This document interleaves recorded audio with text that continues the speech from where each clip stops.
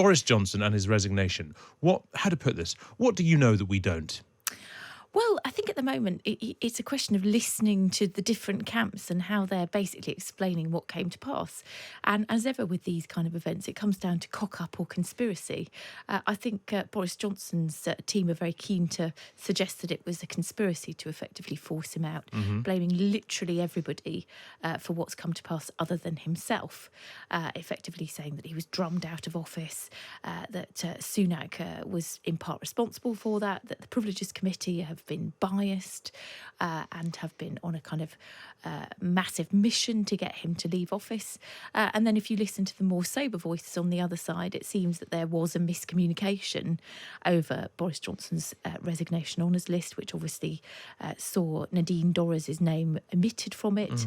I think that sowed seeds of dissension within the Boris camp when they seem to have had a sort of cordial meeting where things were discussed and it looked like it was all going to go off without incident, and that somehow the missing names on the list started a kind of catastrophic snowball, really, which the Privileges Committee themselves delivering their first draft report to Boris Johnson, which sort of effectively showed that he was going to face a longer than expected suspension that was going to trigger that recall petition, then led him to think very differently about what his future was going to look like. So just to understand the mechanics of this, because I think they can get lost in the kind of in the furore.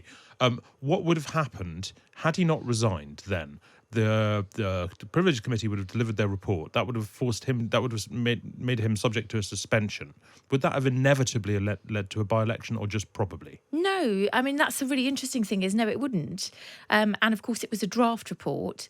There were still opportunities for Boris Johnson to go back and to say to the committee, no, this is wrong, I challenge you on this, etc., which was why there was that 2-week intervening period between him receiving a copy of the draft report and what we were expecting to see as the kind of final report being published. But no, there's again another kind of step before that, which is you have a recall petition, which means you have to reach a certain threshold in terms of the number of people in your constituency that want to see that by-election triggered.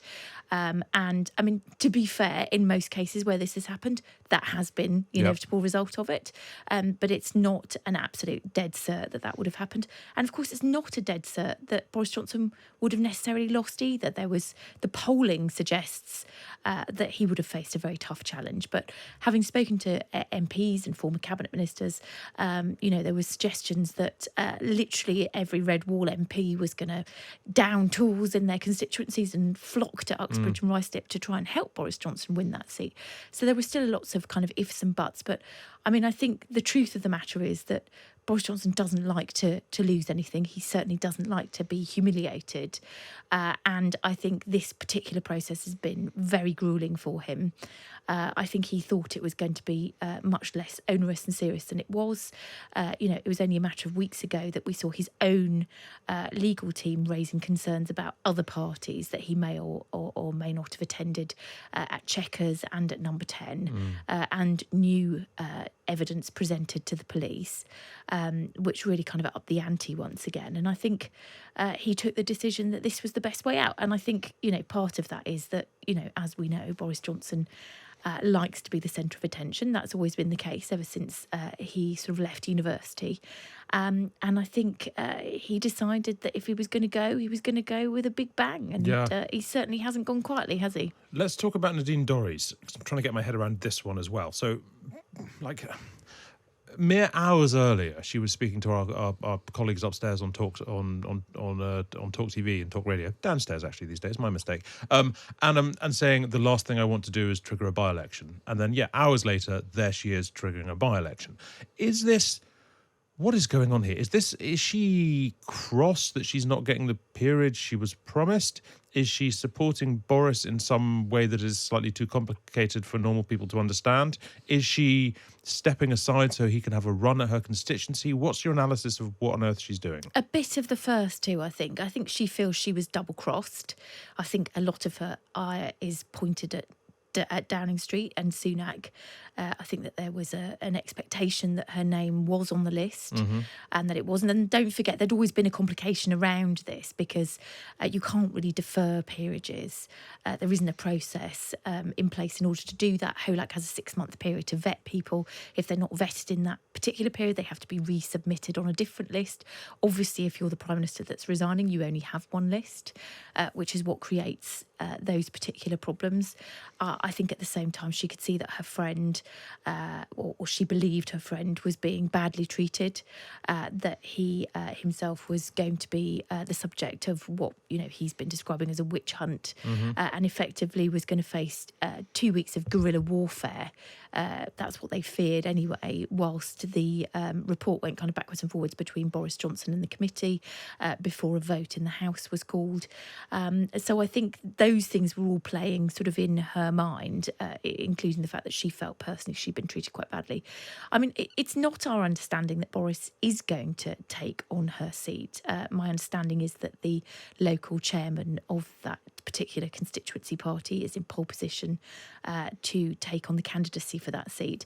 I mean, it's a fun speculation that they were going to do a kind of seat swap. You could understand why that might be the case. Yep. It's not to be sniffed at a seat with the 24,000 majority, but I think it would be very difficult for Boris to get selection, partly because he's not local, and that seems to be the thinking these days, that local candidates tend to do best. But also, I mean, how on earth could he stand as a Conservative MP when he's basically just ripped apart this particular Prime Minister's agenda, and indeed... Well, it'd be like Jeremy Corbyn, wouldn't it? Yeah, exactly. And sowing the seeds of such dissent, still, even now, although I'm sort of managing expectations here, there's discussion about whether there's going to be more MPs that follow him, triggering by-elections in his wake.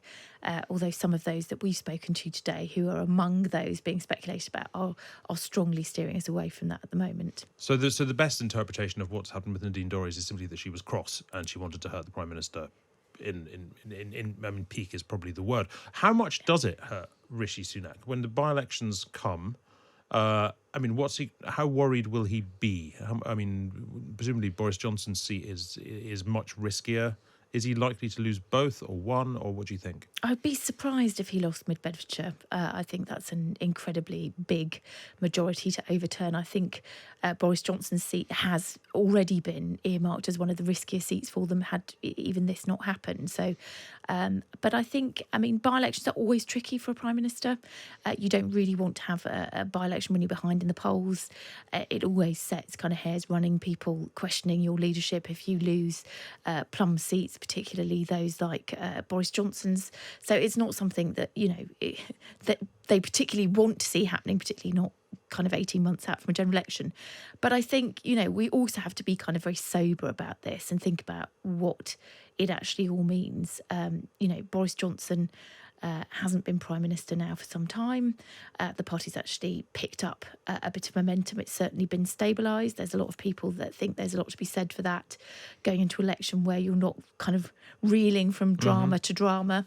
But also, I think, if you look at that vote, which for me was significant in terms of the level of support that Boris had, particularly amongst the parliamentary party, is that, there were 20 MPs at most that were prepared to support him over the Windsor Framework Agreement and his rebellion against it, which suggests that, he doesn't command the kind of levels of support in the party that he once did.